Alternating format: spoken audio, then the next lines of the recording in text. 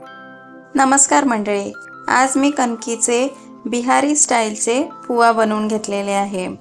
हे दोन प्रकारचे बनवता येतात, मैद्याचे पण बनवू शकता आणि कणकीचे पण बनवू शकता। तर मी थोडंसं मुलांना हेल्दी असावे म्हणून मैद्याचा न वापर करता कणकीनेच बनवून घेतले आहे। तर त्यासाठी मी 1 वाटी कणिक घेतलेली आहे आणि याच वाटीने मी 1 वाटी कणिक घेतली आहे आणि 2 स्पून मी इथे बारीक रव्याचा वापर करून घेतलेला आहे आणि त्याच वाटीने मी पाऊण वाटी साखर घेतलेली आहे।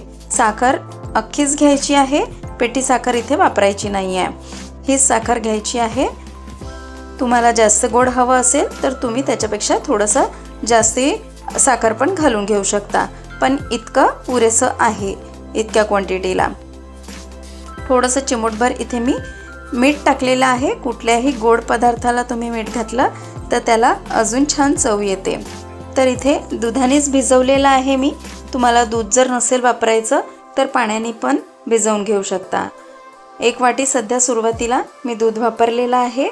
व्यवस्थित गुठळ्या न होऊ देता इथे दुधाने आपल्याला थोडं थोडं करून मिक्स करून घ्यायचं आहे। व्यवस्थित छान फेटून घ्यायचं आहे, बिलकुल लम्प्स झाले नाही पाहिजे। इथे तुमचा जो विस्क असेल तर विस्कने करा, मिक्स करा किंवा मग डायरेक्ट हातानेच मिक्स करा, पण इथे स्पूननी शक्यतोवर करू नका। चमच्याने केले तर त्याच्यात गुठळ्या राहण्याची शक्यता असते, त्यामुळे इथे हात तर सगळ्यात उत्तम आहे आपला। त्याच्याने छान फेटल्या जाते आणि छान हलकं फ्लफी होतं, कारण याच्यात आपल्याला सोडा किंवा कुठलंही काही वेगळं फुलायसाठी काहीही घालायचं नाही आहे। याला 10 ते 15 मिनिटं छान हातानेच फेटून घ्यायचं आहे आणि ते बॅटर असंच हलकं होतं।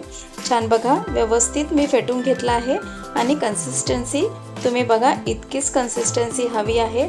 अजिबात त्याच्यात लम्प्स राहिले नाही पाहिजे, गुठळ्या अजिबात झाल्या नाही पाहिजे। ते व्यवस्थित आपल्याला चोपडं असं मिक्स करून घ्यायचं आहे। इथे मी अर्धा तास या पिठाला रेस्ट करायला ठेवलेलं आहे, जेणेकरून त्याची पिठी साखर मिक्स झाली पाहिजे। आता अर्धा तास झालेला आहे, पिठी साखर मिक्स झालेली आहे, विरघळलेली आहे। याच्यात थोडेसे मी ड्रायफ्रूट्स घातलेले आहे, काजू आणि बदाम। तुम्हाला अजून तुमच्या आवडीनुसार ड्रायफ्रूट्स ॲड करायचे असेल तर करू शकता। इथे तेल तापवायला ठेवलेलं आहे, तेल ऑलमोस्ट तापलेलं आहे। तर इथे असं एक पळी तुम्ही तुम्ही खोलगट अशी पळी घ्या आणि त्या हिशोबाने तुम्हाला ते एक पुआ टाकत चला। एक फुलला की दुसरा टाका, एक साथ दोन्ही टाकू नका। एक फुलला की दुसरा घाला। बघा, व्यवस्थित फुलतं आणि त्याला साईडने थोडंसं तेलाचं द्यायचं आहे आणि आपोआप ते सुटून येतं। व्यवस्थित पुआ वर आला की दुसरं तुम्ही पुआ त्याला टाकून घेऊ शकतात। ही खास तर बिहारमध्ये बनवण्यात जाणारी रेसिपी आहे। मालपुआ वेगळा प्रकार आहे आणि पुआ हा म्हणजे याला पाकात नाही टाकायचं आहे, आपल्याला साखर वगैरे घालून मिक्स करायचं आहे। आणि मालपुआ जे असतं ते पाकातून काढलेला पदार्थ आहे, त्याच्यामुळे हे दोन्ही पदार्थ वेगळे आहे। तुम्ही कन्फ्युजन करून घेऊ नका या दोन्ही पदार्थांमध्ये। छान खरपूस इथे खमंग भाजून घ्यायचं आहे। जितका छान तुम्ही रंगाचा करून घ्याल तितकंच व्यवस्थित ते क्रिस्पी असं लागतं छान। याला छान व्यवस्थित 2 डावीनी झारा आणि मी इथे सराट्याने छान व्यवस्थित तेल पिळून घेणार आहे। बघा, असं तेल दाबून छान व्यवस्थित काढून घ्यायचं आहे आणि साईडने जाळीवर ठेवत चला। दुसरा पण असंच पिळून घेणार आहे। बघा, व्यवस्थित त्याच्यात भरपूर जेवढं तेल असतं ते निघतं आणि खूप जास्ती इथे तेल घालायचं नाही आहे एकसाथ कढईमध्ये। आणि तेल खूप असं डब्बं असं नको व्हायला, नाहीतर पुआ वर येत नाही, फुलत नाही।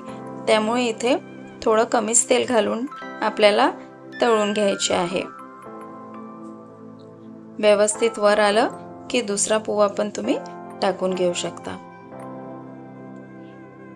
छान व्यवस्थित असं निथळून घ्यायचं पूर्ण तेल आणि असे सगळे पुआ मी करून घेतलेले आहे।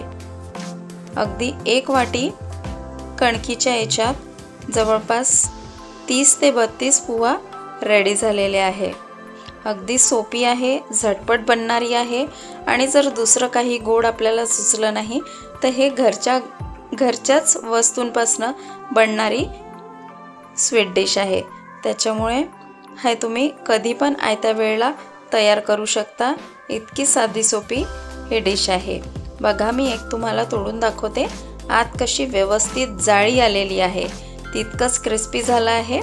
बघा जाळी कशी व्यवस्थित आली आहे। ही आपण छान फेटून घेतलं आहे कणिक, त्यामुळे पीठ छान फेटलं गेलं आहे, म्हणून छान जाळी आलेली आहे आणि खूप क्रिस्पी असे छान आले आहे।